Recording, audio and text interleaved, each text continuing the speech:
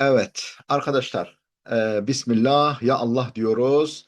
Efendim soru çözmelerimize devam ediyoruz. Soruları çözmeye devam ediyoruz. 59-62. soruların temeli olan metni okumuştuk.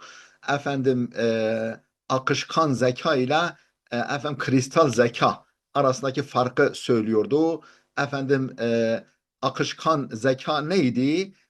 Doğal bir zekaydı ve bir konuda e, herhangi bir malumat yokken de konu tamamen bakir iken de o akışkan zeka sahibi o alana nüfuz edebiliyordu. Yeni şeyler ortaya atabiliyordu. Biz parçayı okuduğumuz için ben özetliyorum.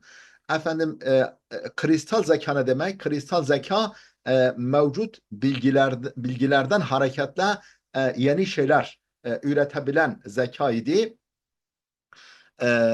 Efendim işte daha nedir, dahilik nedir falan onu anlatıyordu. Biz parçayı okumuştuk. Ne diyordu? En son sanırım şu cümle kalmıştı. Oradan okuyalım ama tevassala ileyhil ulema'u bistihdamı raninil mıgnatisi efendim raninil mıgnatisi neydi?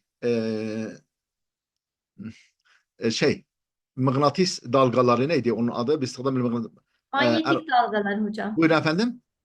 Manyetik dalgalar. Allah razı olsun. Manyetik dalgaları kullanmak suretiyle alimlerin ulaştığı husus, yani manyetik dalgaları kullanmakla, istihdam etmekle alimlerin ulaştığı husus nedir? Huve enne men ledeyhi musteva zekain a'la efendim en yüksek zeka seviyesine sahip olan kimse yakunu ma yetimu tef'iluhu min halaya asabiyetin fi dimagihi akalle mukaraneten bi men yemteliku zekaen mutavassitan mikro dalga kullanmakla şeydedir işte manyetik dalga kullanmakla yani alimlerin ulaştığı husus şudur. Efendim daha üst seviyede daha üst yani en üst zeka seviyesine sahip olan kişi yakunu ma yetummu bir dakika daha doğrusu a'le ma yakunu yani a'le ma yakun beraber okunur. Yani olabilecek en üst zeka seviyesine sahip olan kimse yetimmu tef'iluhu efendim onu o zekayı kullanmak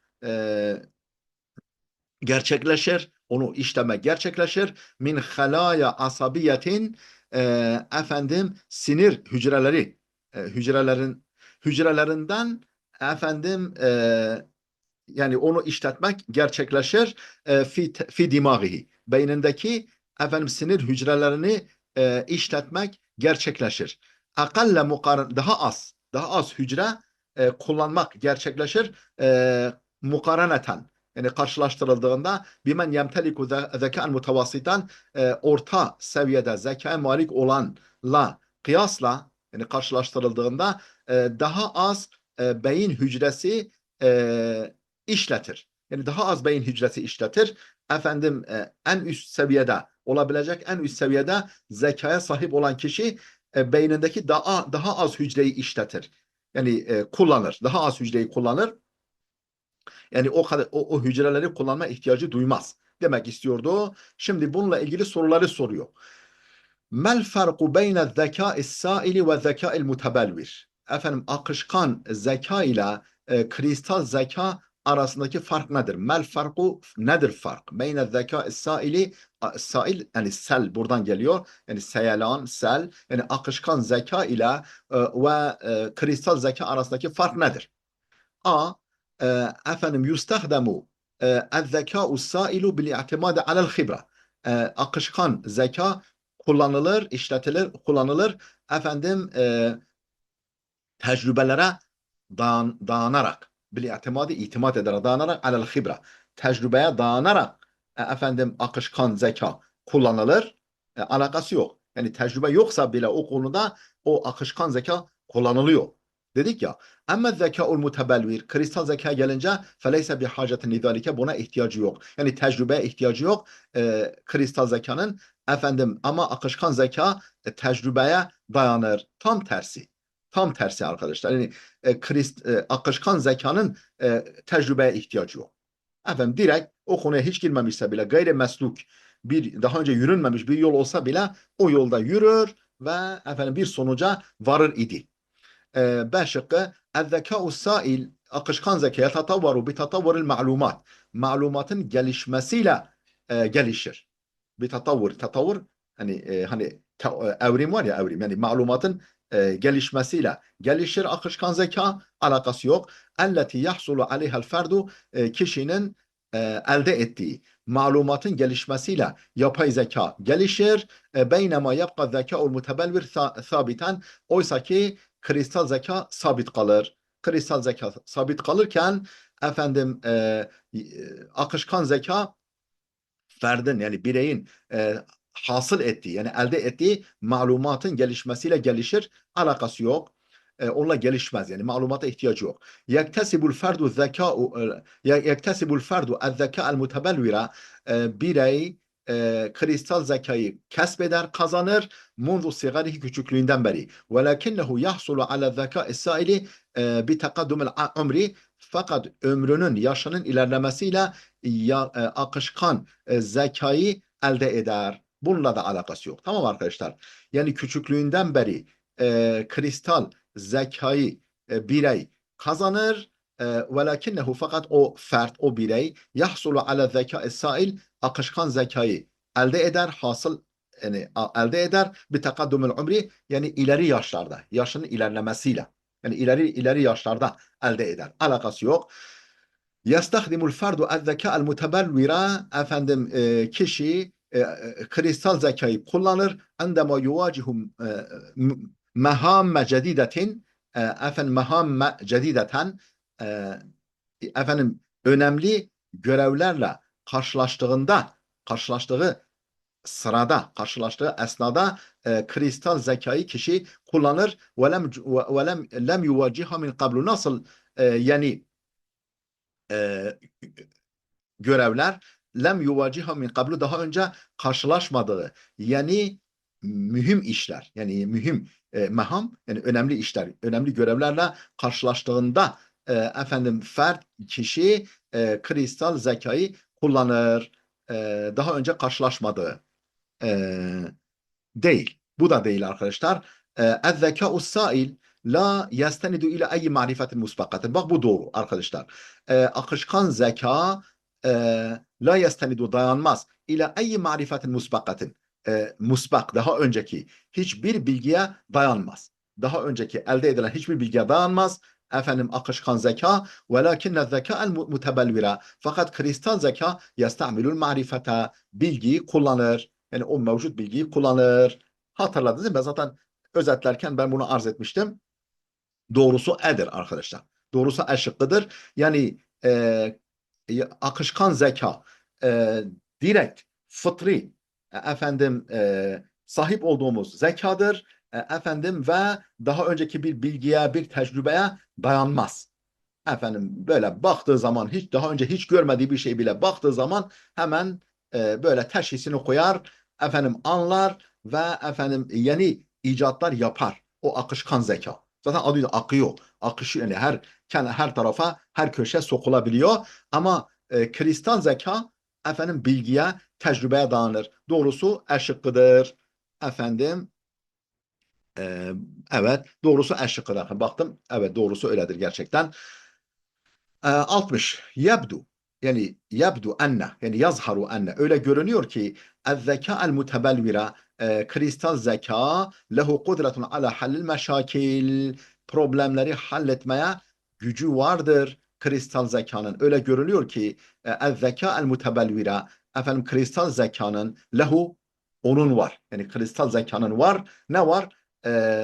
Kudretun ala halil meşakil. Meşakil müşkilenin muşkiletun meşakilu problemleri halletme, çözmeye kudreti, gücü vardır. Kristal zekanın efendim nazaran li makdaratihi alel muhakemeti ve tahlilil fıtri.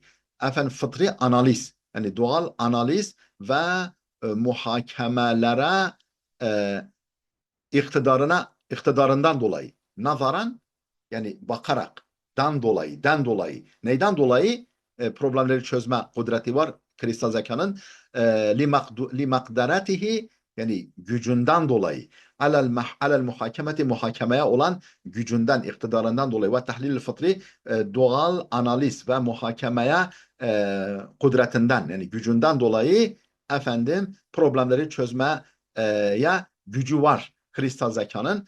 Bununla alakası yok arkadaşlar. Fıtri tahlilden dolayı değil. O akışkan zekanın özelliğidir. Fıtri analiz ve muhakeme. Bisebebi i'timadi ala terakumul ma'rifeti bimurur zaman. Zamanın geçmesiyle bilgi birikimine itimadı sebebiyle. Bu doğru. Bisebebi i'timadi ala teraküm yani yığılma, birikme. Bilgilerinin birikmesine itimadı sebebiyle bir murur zaman yani zamanın geçmesiyle bilgilerinin toplanma, yığılmasına dağınması sebebiyle problemleri çözme gücü vardır. Efendim kristal zekanın. Bence budur. Gene diğerlerini de okuyalım. Bisebebi makdaratihi ala sun'i ve ibtikari eşya cedidetin yeni şeyleri icat etme, ibtikar, icat etme, yeni şeyleri icat etme ve yapmaya gücü yettiği sebebiyle. Kristal zekanın yeni şeyleri icat etme ve yapma, şekillendirme, yapma gücü sebebiyle. Hayır, yani yeni şeyler yapmıyor. Mevcut şeylerden yeni şeyler üretiyor kristal zeka. Bu şeyin özelliği arkadaşlar. Akışkan zekanın özelliği. E, ha, tekrar etmeme gerek yok. Tekrar alayım gene de. Bisebebi makdaratihi yani kudreti sebebiyle. Makdarat. Mastar mimli mastardır. Yani gücünün yetmesi sebebiyle. Ala sun'i ve ibtikari eşya'a cedidetin yeni şeyleri icat etme ve yapmaya gücü yetmesi sebebiyle. Efendim problemleri çözme gücü var. Kristal zekanın alakası yok. لِتَمَكُّنِهِ مِنْ حَلِّ الْمُشْكِلَاتِ الْمُسْتَعْصِيَةِ بِصُورَةٍ مُبْتَكِرَةٍ. Efendim orijinal surette mübtekir yani orijinal yeni bir suratla yeni bir biçimde efendim ne diyelim problematik el mustasiye yani böyle güç asi güç efendim dirençli problemleri çözmeye imkanı sebebiyle yani yeni e, yol yani suratla yani biçimle efendim çetin, zorlu, dirençli problemleri hal etme imkanından dolayı efendim problemleri çözmeye gücü vardır kristal zekanın. Öyle görünüyor ki kristal zekanın problemleri çözmeye gücü vardır. Ne sebebiyle? İmkan bulması sebebiyle. Efendim zorlu problemleri halletmeye imkan bulması sebebiyle bir surat-ı mübtekeratin efendim mübtekere değil de mübtekere arkadaşlar. Yani yeni bir suratla alakası yok arkadaşlar. Yani yeni e, e, efendim yeni bir biçimde yeni problem çözüm yolları bulmuyor kristal zeka. Kristal zeka mevcut bilgilerden, tecrübelerden dayanarak problem çözüyor. Dolayısıyla bu hep yani akışkan zekanın özelliği. E şıkkı bisebebi temekkünü min istihdamihi imkan bulma kullanma imkanı bulması sebebiyle istihdam etme temekkünü sebebiyle kullanma imkanı bulması sebebiyle bir şeklin yetelaemu ma'a zuruf şartlara uygun yetelaemu yani yetenasebu arkadaşlar zuruf da şartlara uygun bir şekilde kullanmasına imkan bulması sebebiyle şartlara uygun bir biçimde kullanmasına yani o kristal zekayı kullanmaya imkan bulması sebebiyle efendim tekrar buraya dönüyoruz. Efendim problemleri çözme gücüne sahiptir kristal zekanın. Bununla da alakası yok. Efendim niye alakası yok? Bisebebi temekkün min istihdam bir şeklin yetela ma'a zuruf şartlara uygun bir şekilde kullanma imkanını bulması sebebiyle efendim B şıkkı arkadaşlar bisebebi i'timad ala terakküm marife hani kristal zeka neye dayanıyordu? Bir zamanın geçmesiyle mururu zaman Mururu zamana orada değil mi? Zaman ne denir ona? Mururu zaman. Hani davalar şey arıyor ya, uğruyor ya. Ne denir ona? Zamanın geçmesiyle bilginin yığılması, birikmesine, dağılması sebebiyle problemleri halletmeye gücü vardır kristal zekanın. Öyle görünüyor ki, değil mi? Yabdu enne zeka, öyle görünüyor ki o zaman hangisi oluyor arkadaşlar? B şıkkı. B şıkkı. Geçtik. Efendim 61'e geldik. Maza nestenticu minen nassi.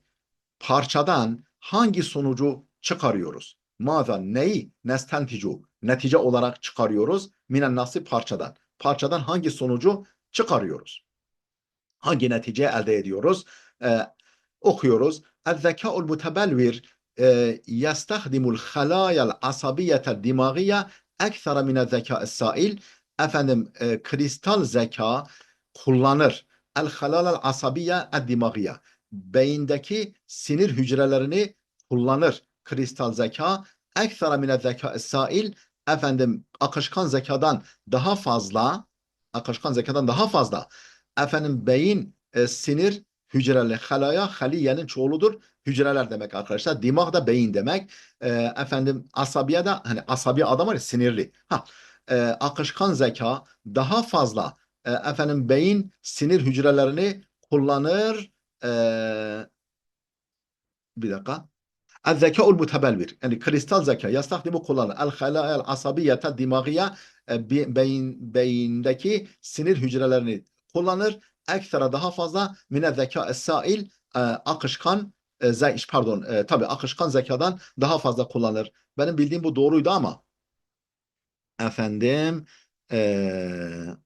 bu doğru. Arkadaşlar hani dedik ya o öbürü daha çok kullanılıyor. Bir dakika. الذكاء المتوازي يستخدم الخلايا العصبية الدماغية أكثر من الذكاء السائل. Evet. Evet arkadaşlar bakalım o parça nasıldı?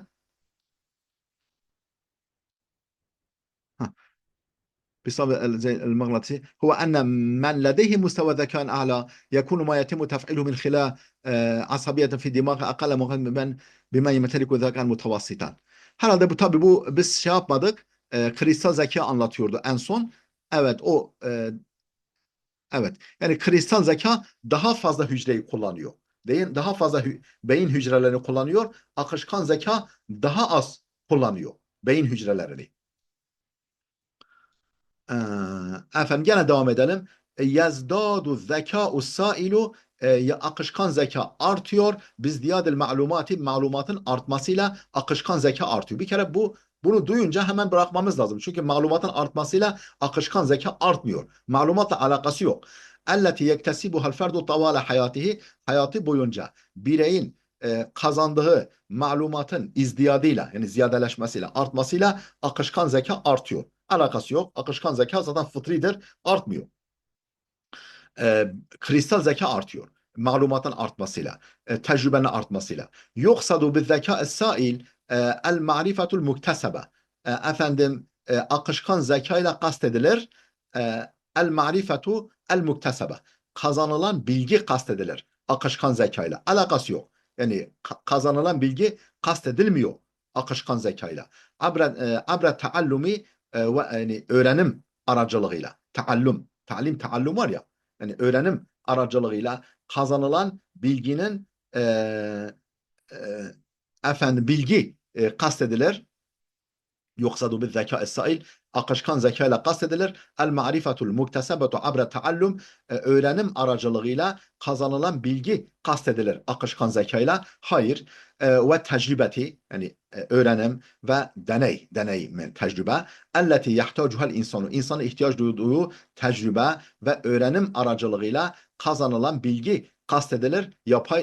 Akışkan zeka ile alakası yok. El zekâ'ul mutebelvir kristal zeka la ya'temidu ala istihdamil ma'lumat.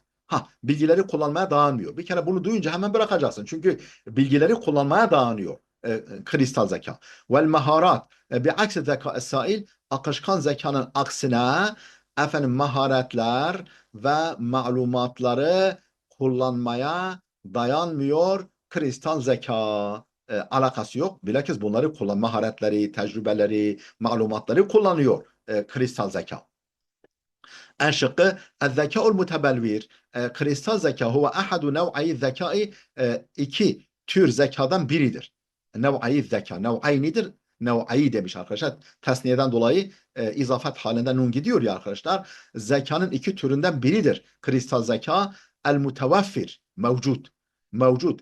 İki zekadan biridir. Kristal zeka ledel abakireti, dahilerin nezdinde munzu sigarihim, küçüklüklerinden beri. Abakire abkarinin çoğuludur. Dahi demek arkadaşlar. Dahi üstün zeka. Küçüklüğünden beri dahilerin yanında mevcut, yani elinde mevcut iki zeka türünden biridir kristal zeka. Hayır. Küçüklükte o kristal zeka yok. Bilgi arttıkça kristal zeka oluşuyor.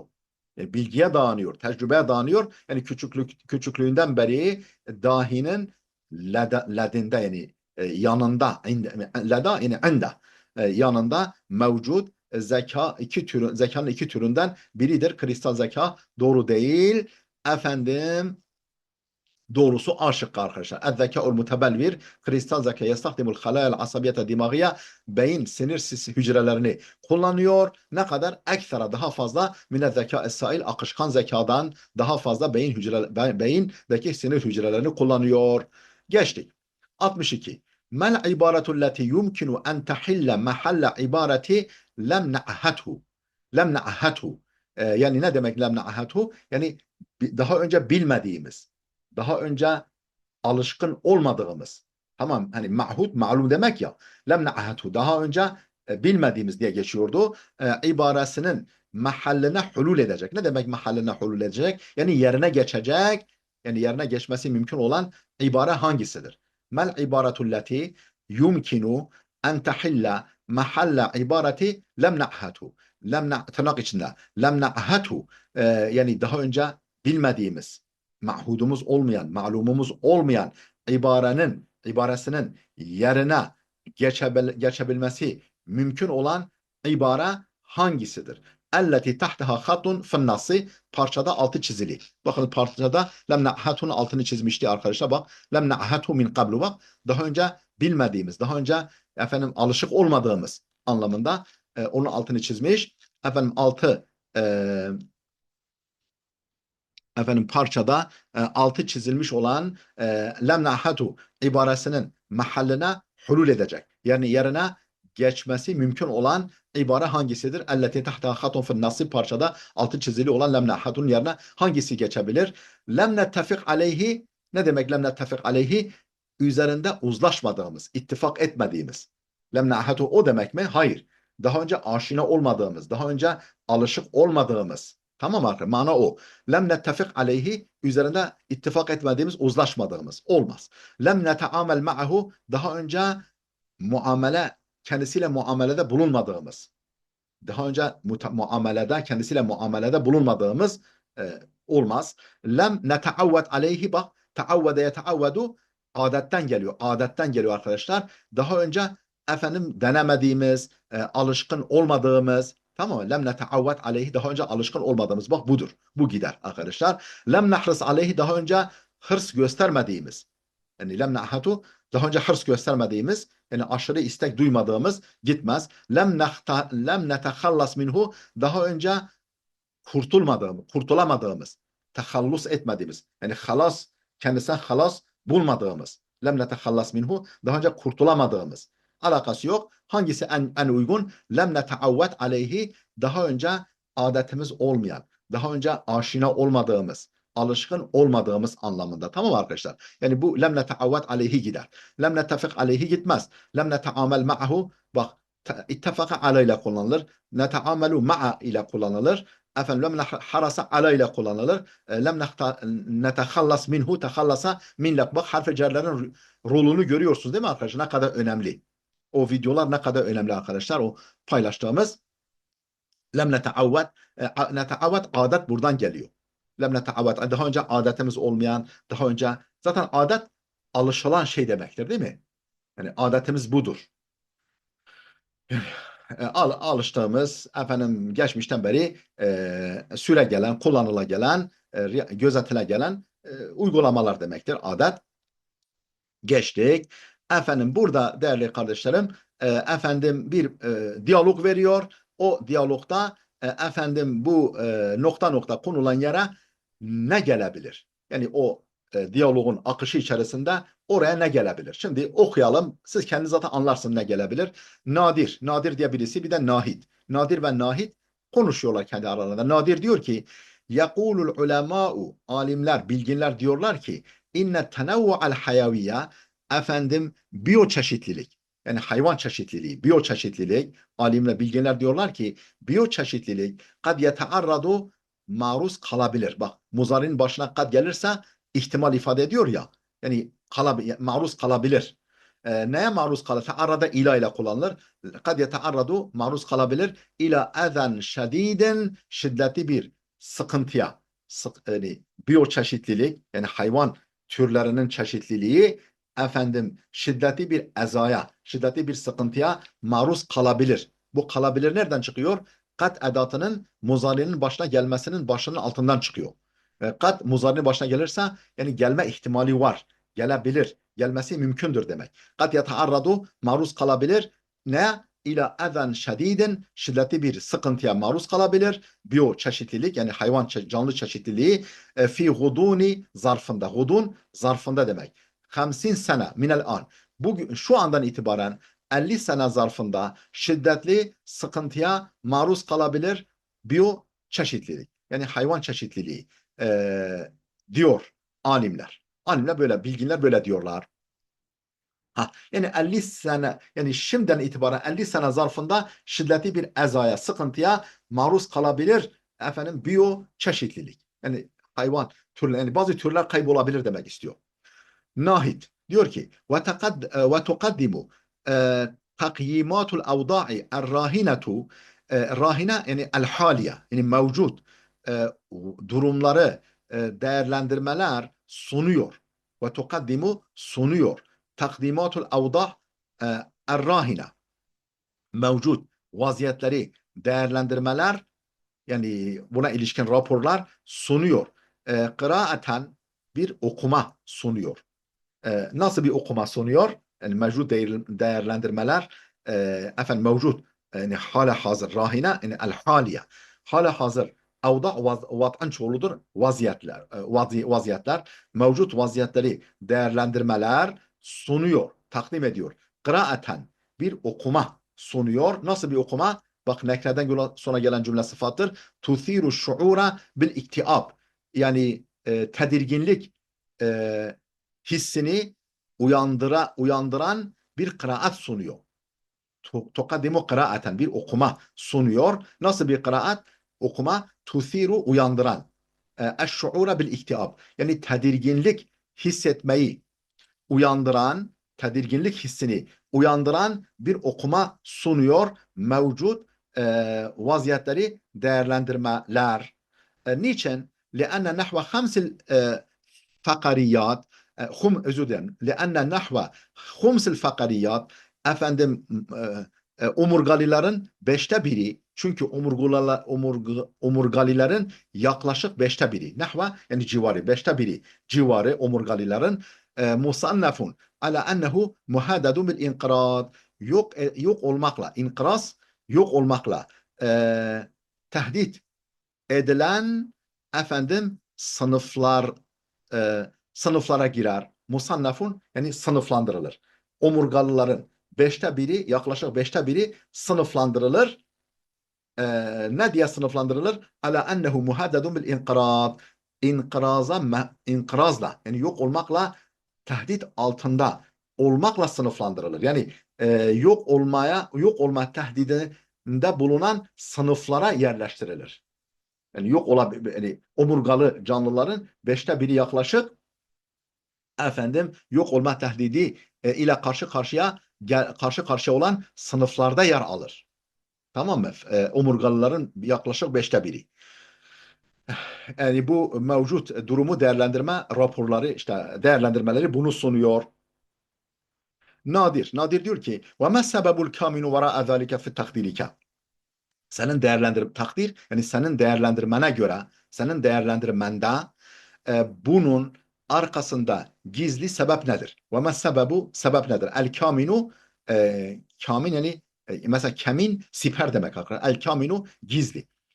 Efendim gizli sebep nedir? Vara ezalike, bunun arkasındaki fi takdirike, senin takdirine göre. Yani senin değerlendirmene göre, senin değerlendirmende bunun, yani bu efendim omurgalıların beşte birisinin yok olma sınıfında yer aldığı efendim ve e, ondan sonra işte canlıların ileriki işte bundan itibaren 50 sene zarfında e, büyük sıkıntıyla karşı karşıya bulunma imkanı. Yani sence diyor bunun arkasındaki gizli sebep nedir?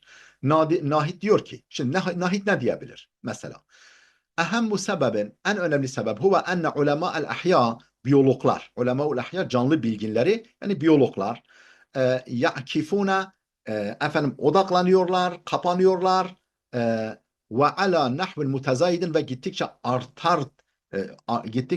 artar tarzda odaklanıyorlar fi tefkiri fi eşya'a la tahturu bibalin, akla gelmeyecek. La hatara bibal, yani bal akıl kalp demek, yani akla hutur etmeyecek, akla hayale gelmeyen şeyler üzerinde gittikçe artar biçimde e, tefekküre odaklanıyorlar.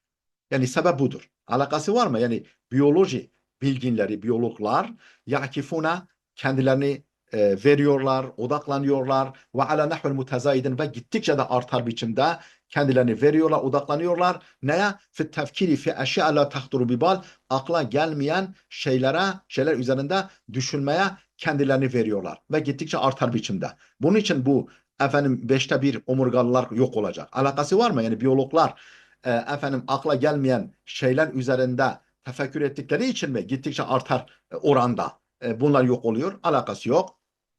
B şıkkı. Es-sebebur reisu, belli başlı sebep huve tedmirul mevaili tabiiyye. Ne demek mevailu tabiiyye? Doğal yaşam alanları. Doğal yaşam alanlarının yıkılmasıdır. Yıkımı, tahribi. Yani baş sebep nedir? Es-sebebur reis, baş sebep huve tedmiru efendim tahribi. El-mevaili tabiiyye, efendim doğal yaşam alanlarının tahribidir. Belli başlı sebep. Lakinne tegayyura fil munah, fakat yani iklimdeki değişiklik en nacim anil ef'alil beşeriye, beşerin fiillerinden kaynaklanan iklimdeki değişiklik seyekunu za ehemmiyetin mutezayidetin, gittikçe artan ehemmiyete sahip olacak bu konuda. Yani canlı türlerinin sıkıntı çekmelerine, omurgalıların yaklaşık beşte birinin ileride yok olacağı konusunda ki belli sebep nedir? Efendim doğal yaşam alanlarının tahribi. Değil mi? Bak doğrusu bu. Doğal yaşam alanları tahrip ediliyor. Fakat iklim değişikliği ki ennacim kaynaklanan minel ef'alil beşeriye, beşer fiillerinden. Hani var ya işte efendim nedir? İşte e, fosil yakıtların kullanımı, efendim egzoz gazları, efendim uzun tabakasını delici maddelerin kullanımı vesaire, santrallar falan, o şeyler. Yani beşer fiillerinden kaynaklanan iklim değişikliği seyekunu olacak za ehemmiyetin mutezayidetin, gittikçe artan bir öneme sahip olacak. Yani bu tahrip konusunda daha önem arz edecek. Tahrip konusunda bence doğrusu B'dir arkadaşlar. Yani canlıların ileride gelecek 50 sene zarfında böyle çok büyük sıkıntılar biyoçeşitliliğin efendim ve omurgalıların yaklaşık beşte birinin yok olması, bunun sebebi budur arkadaşlar. Es-sebebu, başka değil de okuyalım. Es-sebebu kad yakunu, sebep şu olabilir. Naklul enva'il hayati ile emakine yumkinuhal izdiharu fiha. İçinde böyle çoğalması, izdihar yani parlaması, çoğalması mümkün olan mekanlara canlı türlerinin nakledilmesi olabilir diyor. Ya daha güzel ortama naklediyorsun. Niye yok olsun? El izdihar yani parlama, gelişme fiha. Yani evet, bu alakası yok. Ve fil vakti nefsihi, aynı zamanda terkuha limasiriha fi nitakatihal asliye, asli çerçevelerinde, yani asli dairelerinde geleceklerine yani akıbetlerine terk edilmesi aynı zamanda. Yani asli ortamlarına, alanlarına nakledilmesi. Niye? Onları yok etsin. Alakası yok. D şıkkı inne sebebel vahide biricik sebep yani o canlıların zarar görmesi efendim omurgalıların yaklaşık 1/5 yok olmasındaki asıl sebep biricik sebep huve iadetu binai nikatin sakinetin littenevvu'il hayaviyyi biyo çeşitlilik için biyoçeşitlilik için sıcak noktaların inşasını yeniden inşası biyoçeşitlilik için sahine yani sıcak noktaların nekat noktaların çoğuludur. Sıcak noktaların bina yani inşa etmek. İnşaat bina var ya. Yeniden iadetu bina yeniden inşa edilmesi. Yani çeşitlilik için sıcak noktaların yeniden inşa edilmesidir biricik sebep. Mesela ne gibi? Mislel gâbâtil mutîra yağmur yani muson ormanları var ya yani yağmur yağdıran ormanlar ve şi'abil mercaniye efendim mercan resifleri hani mercan nedir katmanları demiştik ya gibi efendim sıcak noktaların yeniden inşa edilmesi. Tek sebep budur. Ya bu bilakis olumlu bir şey yani. Efendim yağmur yağdıran işte nedir? Ormanlar, efendim mercan katmanları bunun şeyle alakası yok yani. O canlı türlerin 1/5'inin omurgaların 1/5 yok olmasıyla alakası yok. Es-sebebu sebep şu huve izdiharu hayvanatin yani min kabilil hamam vel curzan hamam güvercin. Curzan da efendim affedersiniz büyük fare var ya curzan. Curuz. Curzan. Yani büyük farelerin ve güvercin türü ve büyük fareler türü hayvanların gelişmesi. Vel fe'ran. Curzan büyük fare. Fe'ran da küçük fare. Normal fare. Bi canibil beşer insanların hemen yanı sıra insanların hemen yanında ma kad yuaddi ila zuhuri enva'an hayatin cedideten ki bu da yeni canlı türlerinin zuhuruna götürür, ortaya çıkmasına götürür. Efendim o diğer omurgalıların yok olmasının, 1/5 yok olmasının sebebi budur. Alakası yok. O zaman hangisidir? Efendim ne demiştik? Doğal yaşam alanlarının tahribi. Tamam mı? Bu. Fakat özellikle diyor efendim beşer fiillerinden kaynaklanan efendim iklim değişikliği seyekunu za ehemmiyetin mutezayileten gittikçe artan ehemmiyete sahip olacak bu efendim omurgalıların 1/5'inin yok olması konusunda B şıkkıdır arkadaşlar. Başka seçeneğimiz yok. Evet 64'e geldik. El marid hasta diyor ki merhaben ya doktor. Merhaba ey doktor. Eş'uru bi i'ya'en şediden. Ben şiddetli bir bitkin. İ'ya bitkin.